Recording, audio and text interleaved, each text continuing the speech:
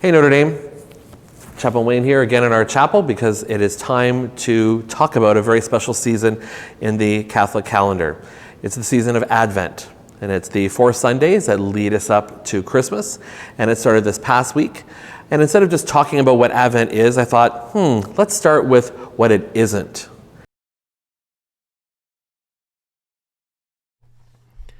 Advent is not about shopping or the mall, stressing or planning, or buying gifts you can't afford for some people you don't even like. Don't you know how to drive? And that's definitely not Advent-like. It's not about decorating your house or your yard or your Christmas tree. Advent's not about going to holiday parties or making gingerbread houses or singing Christmas carols. Yeah, all those things are really nice and sentimental and sweet, but none of those things have anything to do with Advent. The colors of Advent are not red and green, and Advent really has nothing to do with this guy. So what is Advent? It is the 4 Sundays before Christmas, so it lasts about 4 weeks. It's about Christ entering our world again to remind us that we need to dispel the darkness with His light. It shows us that there is joy in waiting. Advent is about waiting, not for the man that comes down the chimney, but waiting for the baby that comes down from heaven.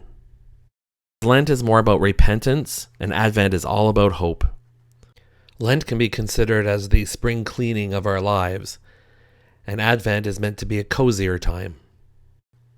A time where we quietly prepare our hearts and our homes for a very special guest.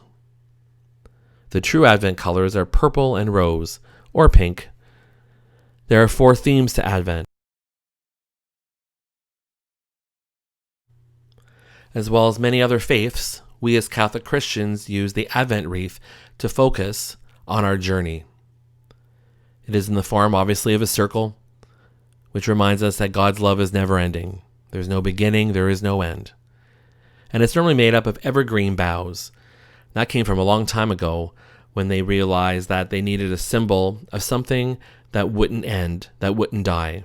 Even in the dead of winter, evergreen trees are still very much alive and growing. So that's why the bough wraps that. And then we use candles, a reminder of Christ's light coming into the world. There's 3 purple candles and 1 pink candle. And we light 1 purple candle for the first Sunday of Advent, 2 purple for the second week of Advent. Then we light 2 purple and the 1 pink candle for the third week of Advent. And that is called Gaudete Sunday. The pink one sticks out to remind us that if we haven't prepared our hearts yet for the arrival of baby Jesus, we better get on it. And then obviously all 4 candles are lit.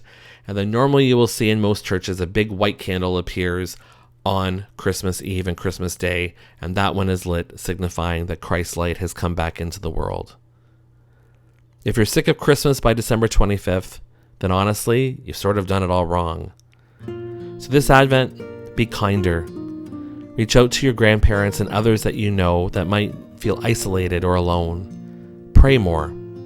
Be patient with your family and your teachers and your students and with yourself. And maybe a little more patient when you're driving too. You can donate clothes or food or money to charities, to the food bank, the Angel Campaign. If you have extra, you're called to share during this time of Advent. As everything gets busier, try to be quiet in your own life.